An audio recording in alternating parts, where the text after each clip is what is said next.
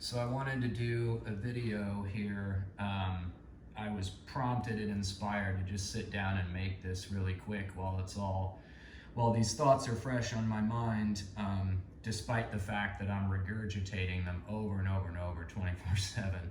But it's because I just got a call from a client whose dog I trained, I guess about this time last year. So it's been about a year. And I want to talk about what's going on with this client because I think it might be helpful for a lot of people in preventing what might currently be a brewing catastrophe in their home. And it might help other people who have already had that come to Jesus moment where the catastrophe happens start to rein back in some control. This lady has two dogs in her home. One is a pit bull and the other one is just like a mutt. And the mutt is like 9 years old. The pit bull came to me when it was 1, so it's 2 now. Really friendly pit bull. Had a great time training this dog. She brought it to me because the dog it had all the normal behaviors that people bring their dogs to me for: leash reactivity, resource guarding its food bowl. Really, by the time she brought the dog to me, it was resource guarding anything it had in its possession. If it jumped up on the couch and you wanted it to get off, it would resource guard that spot on the couch. And she had even reached a point where the tipping, well, there were 2 tipping points that got her to reach out and hire me. So let me back up a little and say that when she first adopted this dog, when it was about 9 months old, the dog had no real problems. She adopted it from the shelter. The dog was really stressed when it came home into her home. It had a lot of energy. It was unruly in its behavior, which is always the case for almost every shelter dog, or they're going to be shut down, depressed and scared and whatever. So she didn't really think much about that. And, I started asking her questions like, well, how did you set up your routine with the dog when it came home? Because it's important for me to get background information, because the cause of the problem is never what the owner thinks it is. The owner makes excuses for a dog when something bad happens by, attributing it to whatever the catalyst was for that moment to blow up. When in reality, the cause of it has been there long before this moment. And in this moment, it's been building and building to this moment. The cause is always a lack of structure and leadership in the home. And so by just trying to ask some general questions to an owner to find out how they've been living with this dog, it sets me up to be able to help them more easily and more quickly. So she told me that when she brought the dog home, she wanted it to decompress and she felt sorry for it. And so, she basically let the dog do whatever it wanted. She would snuggle with it up on the couch. It was allowed to just climb right up on the couch and lay on her. And she thought that was a really wonderful thing because the dog liked her and it trusted her and it wanted to be pet. At night, the dog would whine unless she let it up in her bed. So she started doing that. And she said at about a month after she took the dog home, there was one night where she was on the couch with her dog like this, and her boyfriend sat down right here, and the dog snapped at the boyfriend. And she had never seen any aggressive behavior in him. The dog loved the boyfriend. They play all the time. They have a great relationship. And so they were very confused as to what that was all about. And most owners, like this one, they tell themselves, well, I guess the dog just really loves me and so it was protecting me. Maybe it got scared in the moment, something like that. The reality is that the dog is guarding what it perceives to be one of its resources, i.e. something the dog owns, something that belongs to him or her. And when a dog resource guards you from anyone or any other dog, to a degree at least, the dog sees you as a piece of its property that it needs to guard and protect. so that no one else can take it away from them. This is the same with a spot on the couch, a toy, a bone, a food bowl, etc. And so they got really freaked out. They both yelled at the dog for doing that. They pushed it off the couch and yelled at it, and then they sent it into its crate, which are two of the worst things that you can possibly do in that moment. And that's for another conversation as to what to do in the moment when this stuff happens. I'm trying to help people prevent these things from happening. And there's a lot of people that bring a rescue dog or a shelter dog into their home, and the dog has some issues when it comes into their home, but it's not that bad. But a month down the road, the dog's issues are becoming more and more extreme, and the common misunderstanding in the average dog owner or handler is that, well, we just didn't know the dog had these issues. It took this long for the dog to start presenting them. Now, sometimes that is true if there are certain triggers that a dog has. But the boyfriend had been able to sit down on the couch plenty of times without the dog snapping at him during that first month. So this is not something that the dog had prior to coming into the home. This is a behavior that was learned in the home from mistakes that the owners made. In no uncertain terms, they trained the dog to do that. Inadvertently, without realizing it, they created that problem. So they moved on from that, and then the owner, it was maybe, I don't know, like a month later, there was a moment where a similar situation happened where the dog was on the couch on one end. She was kind of sitting next to the dog, and her 8-year-old little mutt dog came up and put his paws up on the couch, like by her knee, to just get some pets or whatever. And the other dog was right here, and the pit bull dog that was right here on the couch mauled that dog in that moment, dove on it, and they had a bloodbath in their home. It took them a while to get the pit bull off that dog. And remember, they've been living together for a month with no issues in a complete and total free-for-all. So if the dog had dog aggressive issues when it came into the home, there would have been a fight that broke out within the first couple days, because the dogs are slamming into each other. There's food bowls laying out. Like this is one of those owners that just didn't know anything at all, didn't know how to take any sort of precautions and to try to take mitigated risks in how you're socializing the dogs and stuff like that. She just let him at it, and everything was fine until the dog had been there for a month and started thinking that it was in charge of this house. And that is again, this only applies for people that have dogs with issues. And while some people are in denial of the issues their dog has, and that's for another conversation, if you feel that you don't have any extreme issues with your dog, and you're getting everything you want out of your dog and nothing that you don't, and the dog is not anxious and it's able to settle and it seems relaxed and happy, then none of this applies. You don't have to listen to any of it unless you want the dog to stay that way, and then you might want to listen to this, depending on how old the dog is,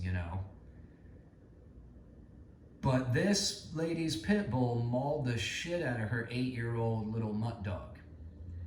And in the process of breaking that fight up, she and her boyfriend got bit by this dog, because she tried to pry its mouth open and she got fingers and hands bit doing that.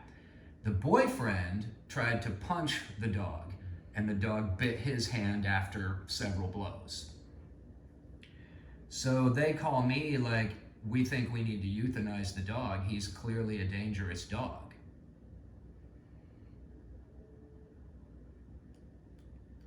So here I am as a trainer and a behaviorist who is constantly trying to get the message out of how to prevent these behaviors from ever rearing their ugly face to begin with, by structuring how you live with your dog, by not treating your dogs like they are little children or stuffed animals, by establishing rules and boundaries, personal space boundaries, rules in the home.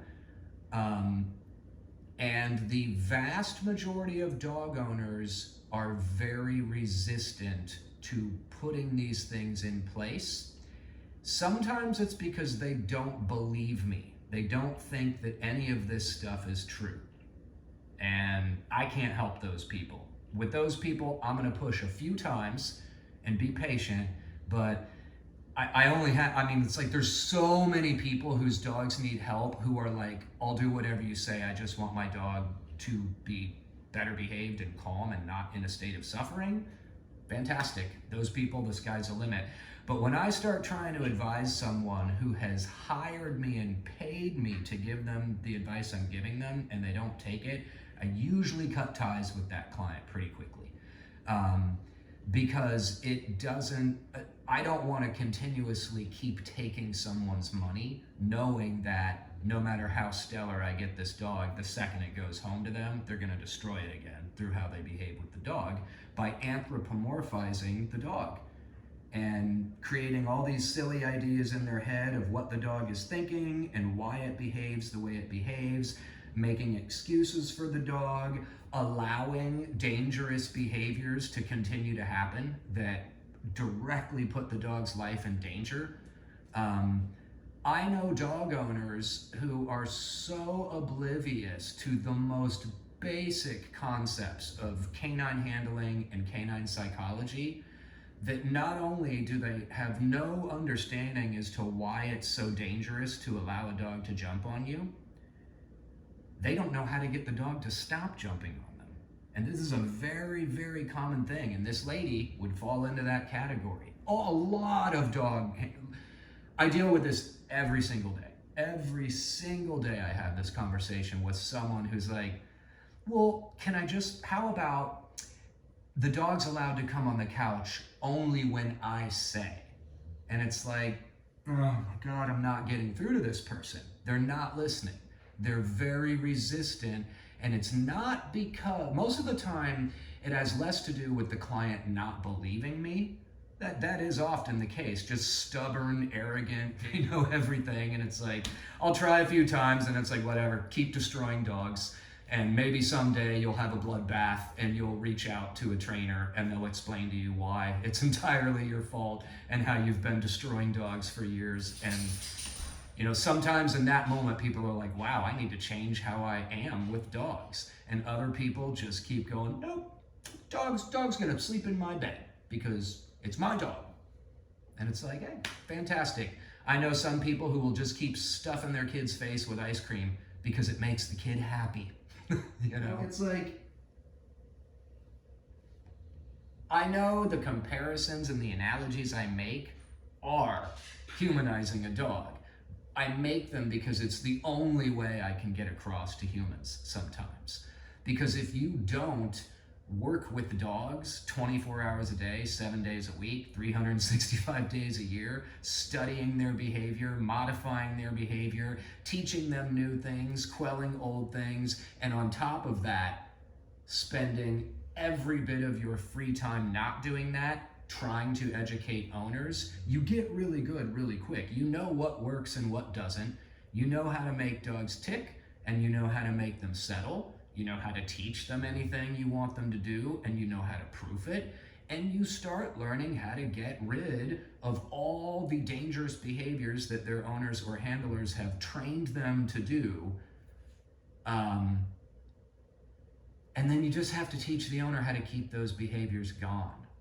And the owners always show up thinking it's got something to do with like handling skills, training tools, treats, whatever. And while yes, all of those things play a role, the way that you modify unwanted behaviors in a dog is not through training sessions, like obedience training sessions with tools and treats. That's not how it works.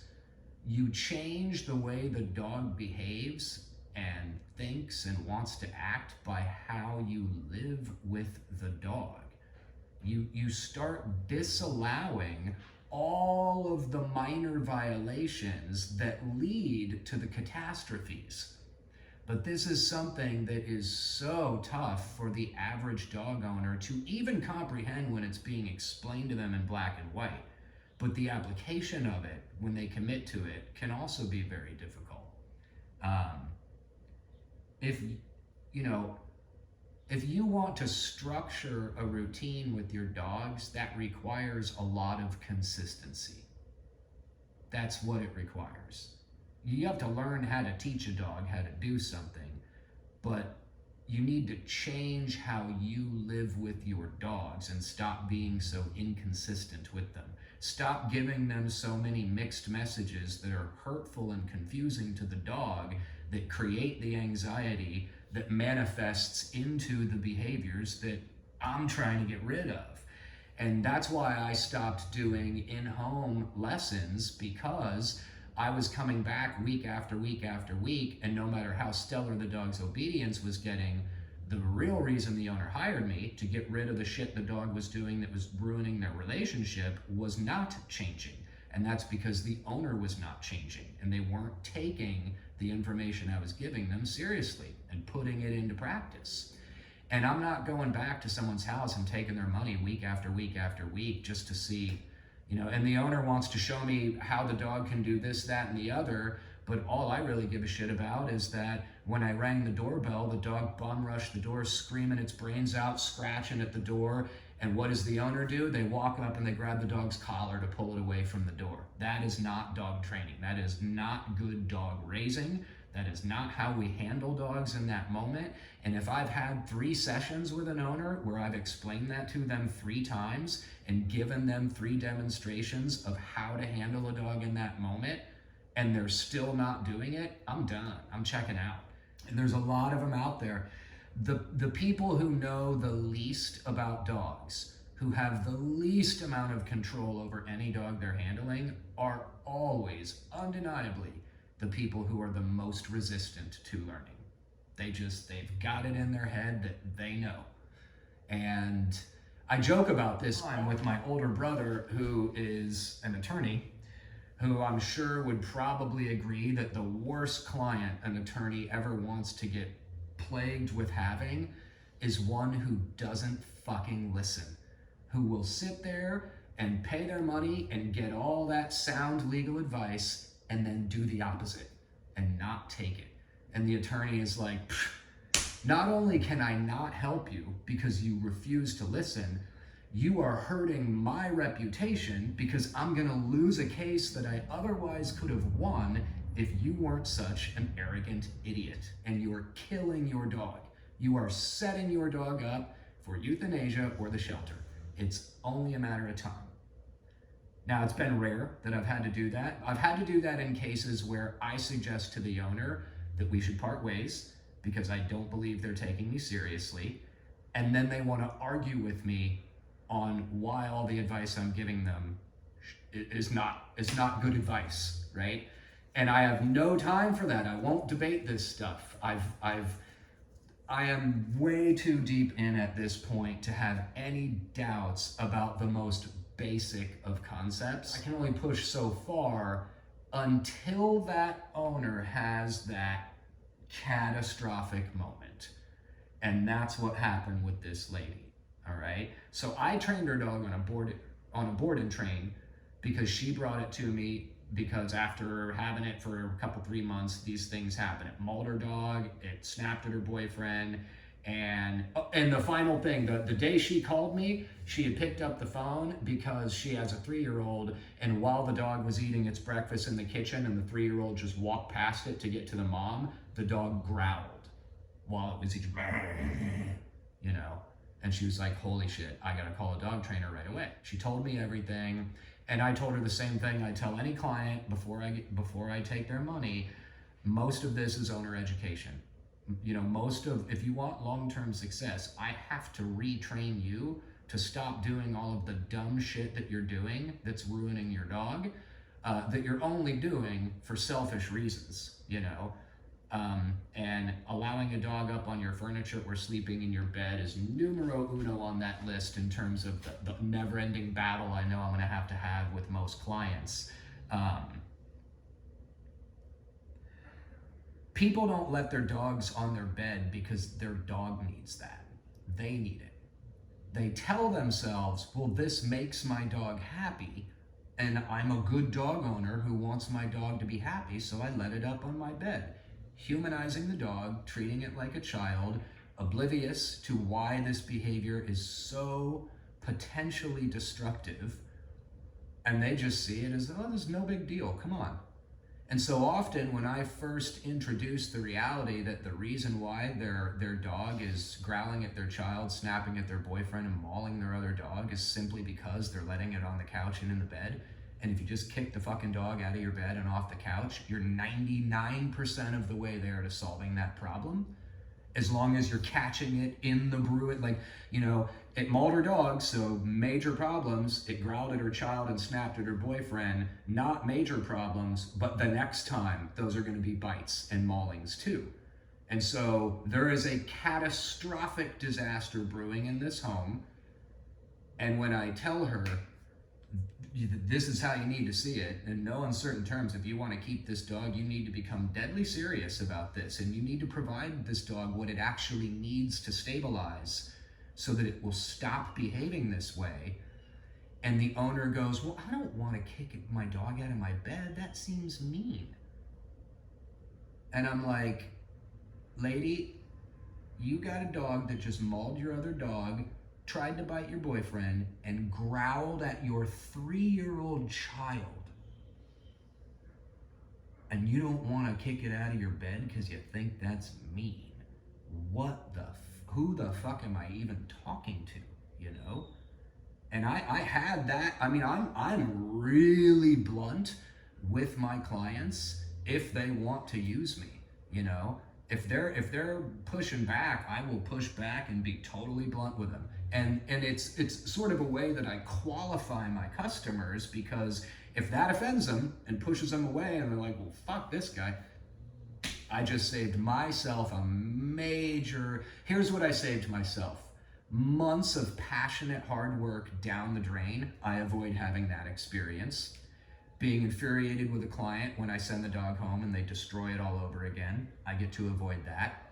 The emotional grief that I feel watching the dog relapse again back into a piece of shit. It's like flowers for Algernon, watching the dog devolve again back into a neurotic state when it had spent such a wonderful, healthy clip of time not in that state. And it's only because the owner is so selfish that they don't want to give up the experience of having the dog in the bed. They aren't doing it for the dog, they're doing it for themselves. But they are telling themselves they're doing it for the dog. And man, is that a tough thing to try to break through.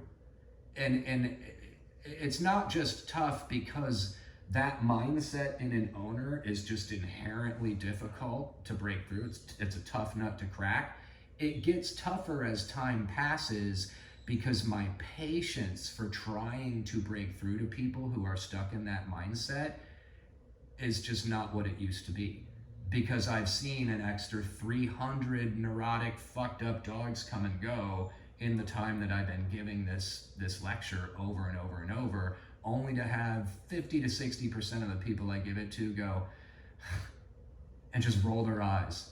Literally right in front. I had a guy last night I was working with, rolled his eyes right in front of me. And this is a guy who had zero control over this dog when I handed him the leash. Dog was jumping all over him. He couldn't get the dog to stop. It was clear that he was afraid of the dog. And this is a dog that lived with him and slept in his bed for, I don't know even how long, but a long time. A good clip. And the dog has behavioral issues now that didn't exist when the guy and his wife brought the dog into their home. Like crate nonsense, crate anxiety. It started brewing and getting worse while the dog was with. It's actually, if it weren't for those people, I would have no career. So I really, at the end of the day though, I joke about it, but like, you know, I'm a rescuer at heart. and I don't like seeing this, and my mission is to try to prevent these things from happening, to try to prevent people from having to spend time away from their dog and make large financial investments just to get the most basic kinds of results out of a dog that they would have gotten had they just taken their job as a dog owner seriously when the dog came into the home, instead of going, well, let's just see how many myriad ways we can make this dog happy. And it's like, that's the thing. That's the red flag that I see in owners when I start talking to them. If an owner can talk about their dog non-emotionally and be critical of their dog's behavior, even if the suggestions they offer are not accurate as to why the dog has those behaviors, if they're not emotional and they're just like, I just need to learn how to fix this shit, pooh, those are the best clients ever. You tell them what to do, they do it, the dogs get fixed, life goes on. They write a great review, and 3 years later, the dogs are still wonderful dogs, and they never relapsed. Those people are awesome. It's the people that are highly emotional about this shit, you know? People that get upset because I don't want to give the dog as many treats as they left, or because they see the dog in a crate and it doesn't have a fluffy dog bed around it. Or a lot of times an owner will show up and a dog will have some minor sort of physical condition from something. More often than not, the dog has spots from allergic reactions from the stress of just the first week of being here. It's very stressful for a dog. Some dogs that pull really hard, no matter what type of collar I put around their neck, after a week or two of me doing everything I can to get the dog to stop pulling, they might get a rash right here. That's really common. They're concerned and worried about shit that could not possibly be more irrelevant in the big picture. And I'm trying to save the dog's life and explain to them why the dog is the way it is and how to fix it and how to keep it fixed. And they're like, oh, and did you notice his nails look a little long? And I'm like, oh my God, these people. Do I really need to not let the dog sleep in my bed? So that's how this lady was, right? I turned her around. I took the dog in, she came here every week, and I cracked that nut, and I got through to her. And when the dog came home and I started doing follow-up sessions, oh boy, was I proud of this client. Really proud of myself for having gotten through to her, and she would reinforce that good feeling in me by making comments like, God, I'm so glad you didn't give up on me. I'm so sorry now for the shit I put you through and how annoying I must have been in the beginning, because now I get it. And now I have the dog I always wanted. And I don't live in a constant state of anxiety anymore, fearing the next thing that my dog's gonna do that I can't prevent and stop when it happens. It feels so good when I ring that doorbell and I don't hear a goddamn thing, and the client leisurely opens the door and says, come in. And I walk in and their dog is on a place board, and it's like, hey, how you doing? Good to see you. But it stays on that board. Or even better, if the dog's like, hey, how are you? Then I know this owner has been doing everything they should be doing. And there's the result. A calm, well-behaved dog that doesn't go into a state of neurotic insanity just because someone walks in the fucking door, right? It's because the owner has practiced structuring the way they live with the dog. I feel bad making a dog stay on a place board. It's just happy. It just wants to see my company. Yeah. And it also snapped at your boyfriend, growled at your child, and mauled your dog. What do you want here? You want your dog to be happy? Or do you want to provide your dog what it actually needs to be safe and live a long, productive, successful life? Do you want to stuff your kid with ice cream? Or do you want to make sure your kid eats enough vegetables to stay healthy? Do you want to allow your child not to go to school so it can watch TV all day long? Or do you want to force your child to sit in a desk and learn so that one day the child can live a healthy, productive, stable, successful life? It is no different with dogs. There's just a dog way of looking at this stuff and doing it. There's a way to communicate with humans, and there is a different way to communicate with dogs, by and large. We don't want to try to communicate, raise, and work our dogs like they were a human being, or else we will destroy them. It's as simple as that. So, this lady called me this morning, and she's like, I need your help. And what happened is that her dog bit her. And she thinks that it was out of the blue. Someone showed up to the door. She's like, I'll admit, we've gotten pretty laxed over the last 6 months. We don't really use our tools anymore. Ding, ding, ding, ding, ding, ding. There you go. First step towards a relapse. You get lazy. You don't want to take the extra 30 seconds to put the prong on the dog or the remote collar. Or you feel sorry for the dog for putting on a prong, or even though the dog sees it and goes, oh shit, it's time to go out and work. Yet the owner is so stuck in this humanizing the dog state of mind that they're like, even though the dog looks absolutely delighted to wear it and doesn't seem to have any problem, I still feel sorry for it. It's like, the dog just fucking bit your hand. The dog just turned on the hand that feeds it and bit down on it because you grabbed its collar and tried to pull it away from the door. Which is that's the most common way owners take a bite, is collar grabs. Dog's overstimulated, you grab the collar, you put resistance. It's the same thing with like leash tension, and when dogs blow up, only your hand's right there and the dog knows it. And so that happened to her, and the dog bit her hard. She had to go to the doctor and get it flushed out. Good punctures. And she's asking me, should I get rid of the dog? Just like the very first conversation I ever had with her.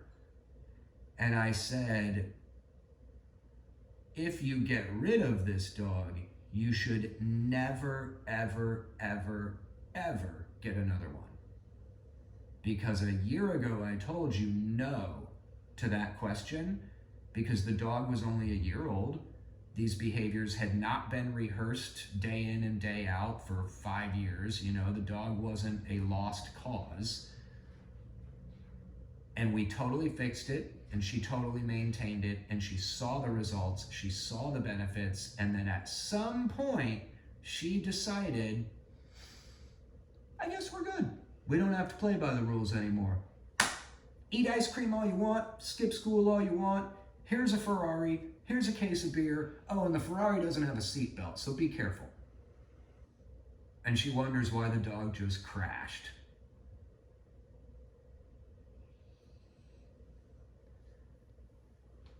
And so I told her, I'm like, look, you got 2 choices. Get rid of the dog and never, ever fucking get another one, because you destroyed this dog twice in 1 year, or recommit and the dog will be fine.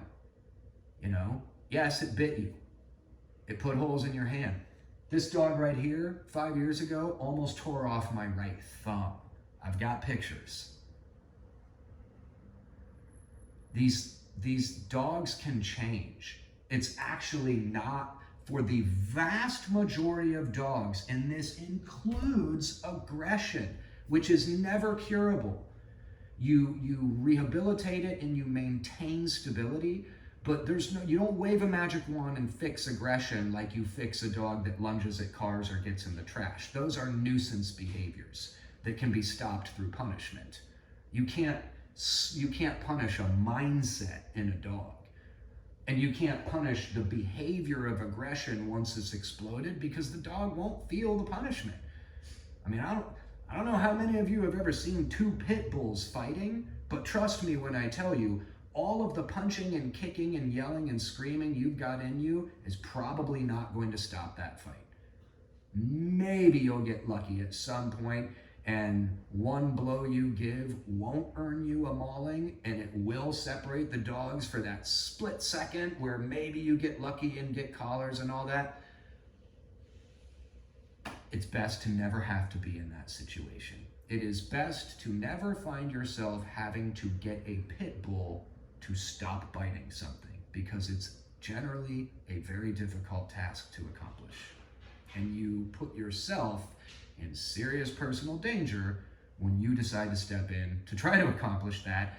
So it's always best to prevent it.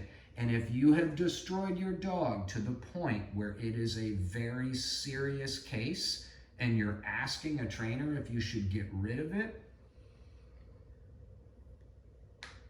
if you don't get rid of it, you need to take this more seriously. Stop prioritizing the dog's, what you perceive to be things that will make the dog happy, and start prioritizing the dog's, saving the dog's life.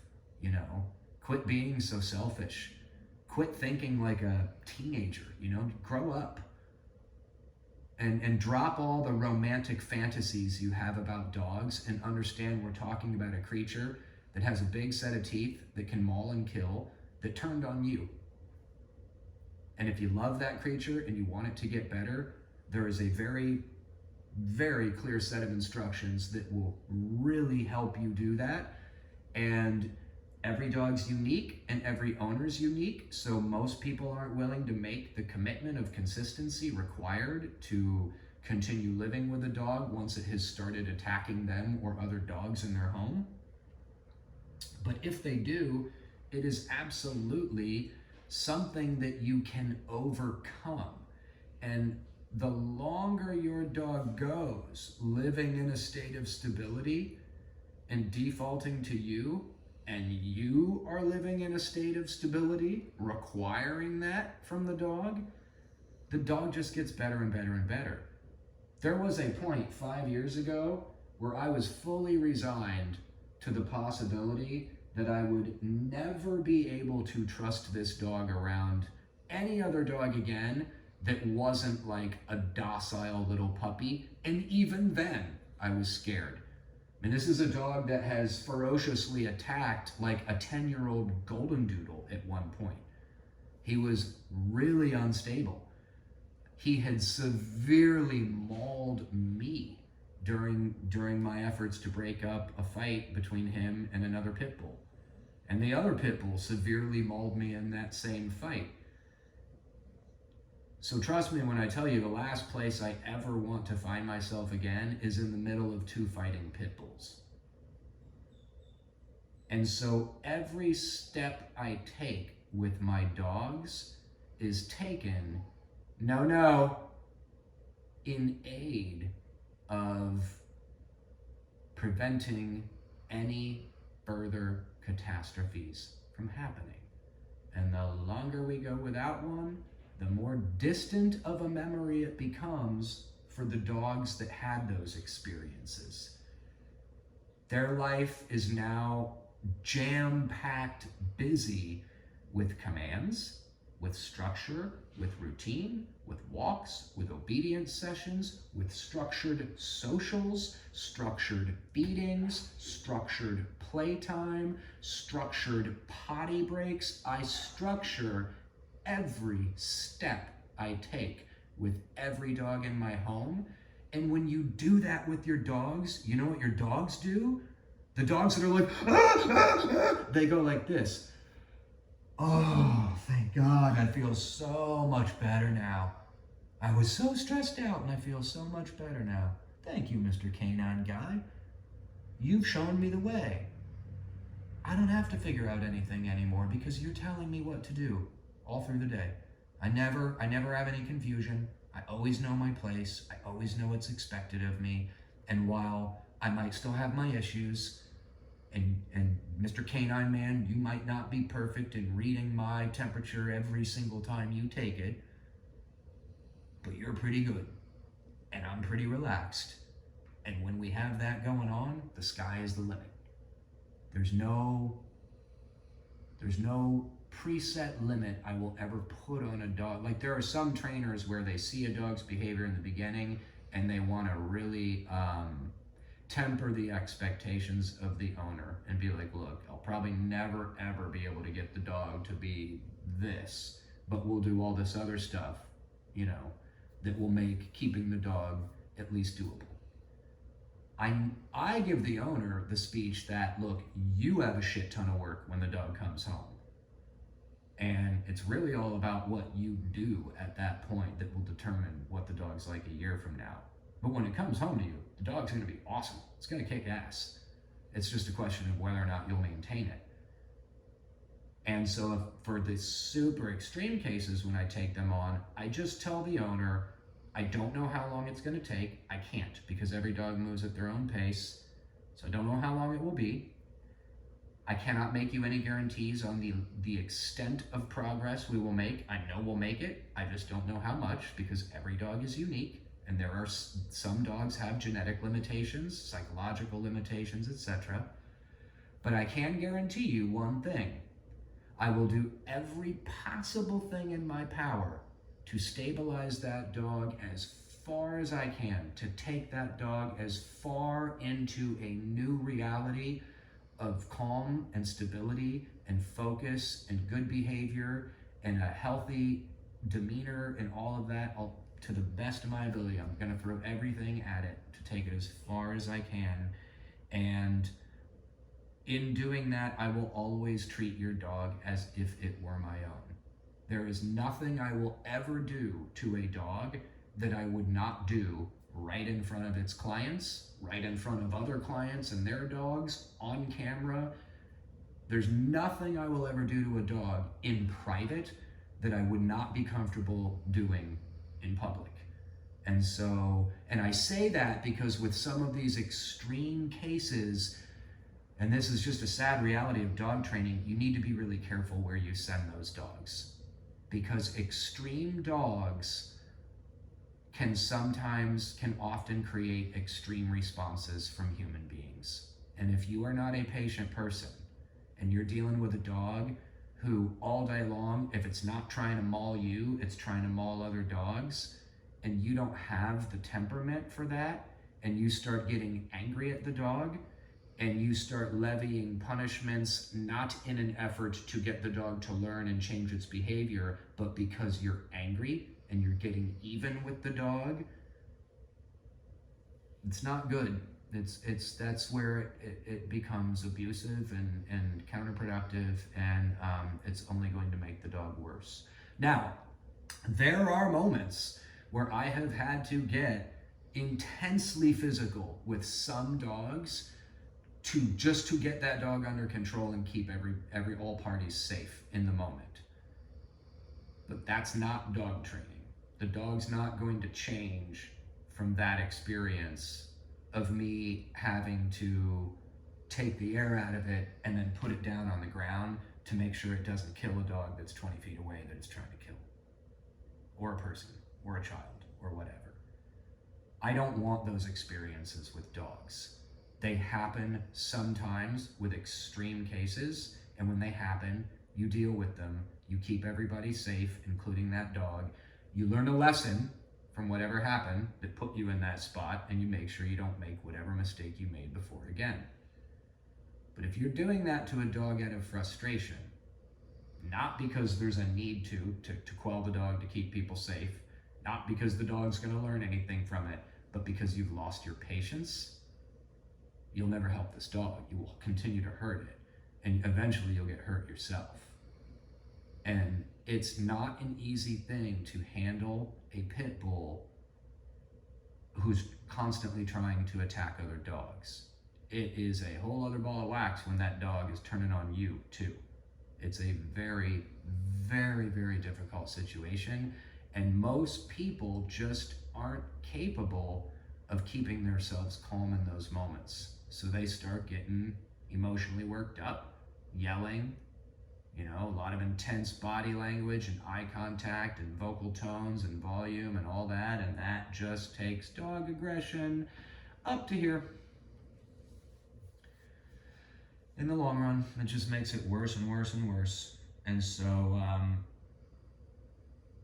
I'm going to wrap this up by just giving a demonstration here that I've given many times before to show you how I even structure the physical affection I give to my dogs. And there's a time and a place for it.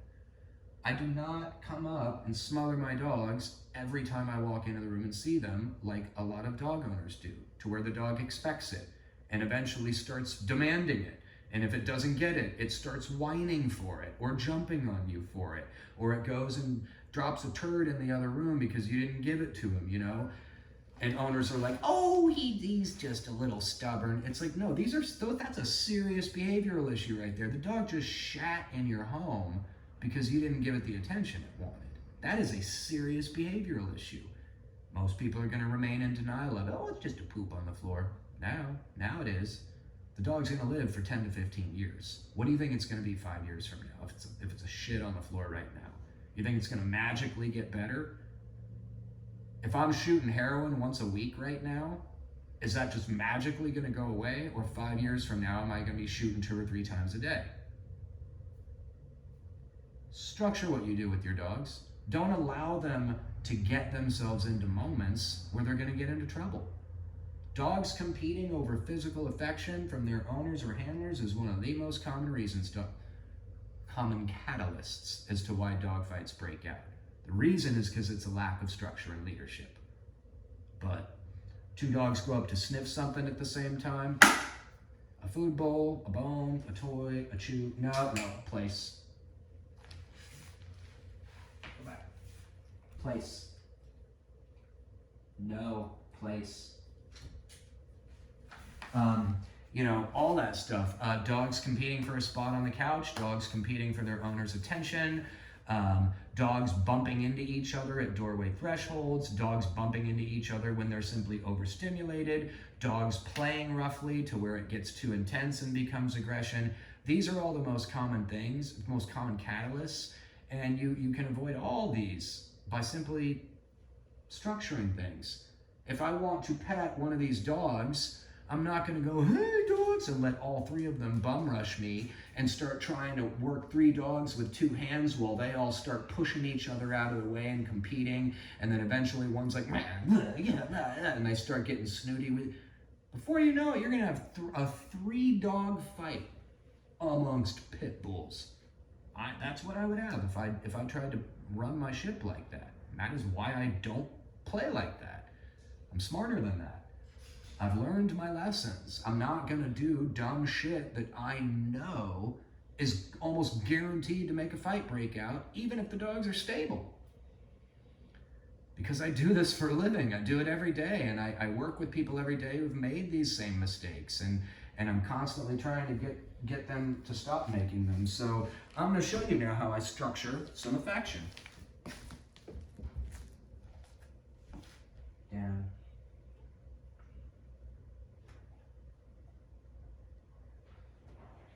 Good. Nazi. You're just a good girl. You're just this little singer. You're just a little singing dog. That's what you are. You're just a little singer.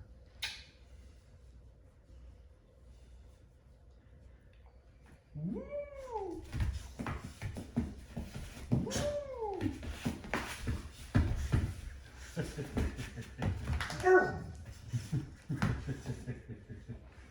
Good boy, Barney. No. Down, Barney.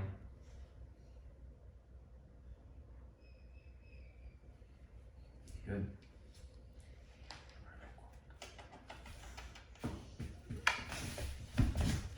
Place.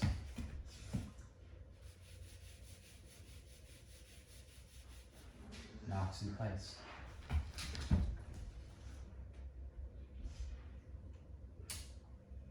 Sherpa. Sherpa. No. Noxie. Go place. Sherpa.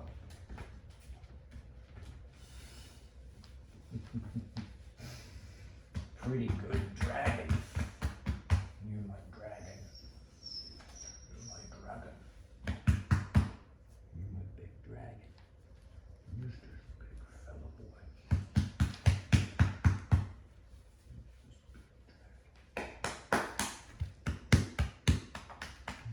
Ooh.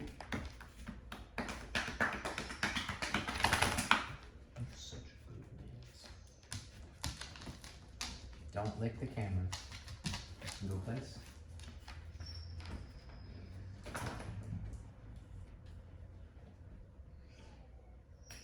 Down. Good. Bar.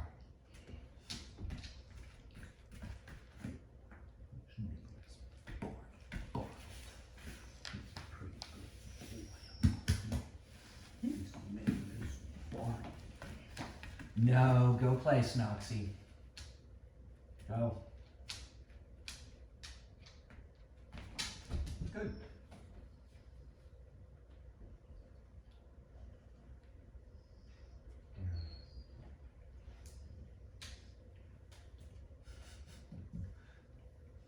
His name is Barney.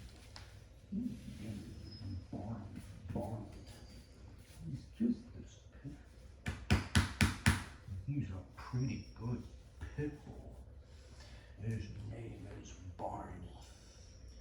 His name is Barney. Here's what he is. His name is Barney Barnington.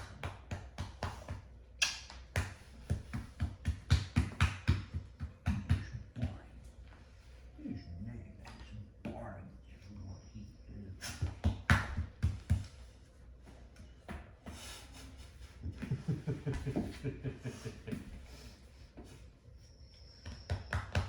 Go place.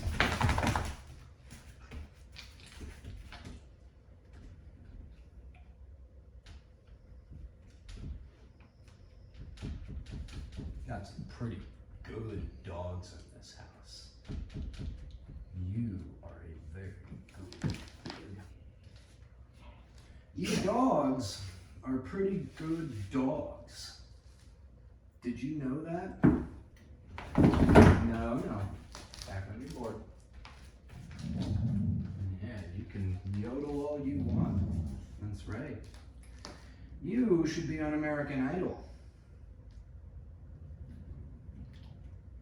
Do you know that? Woo!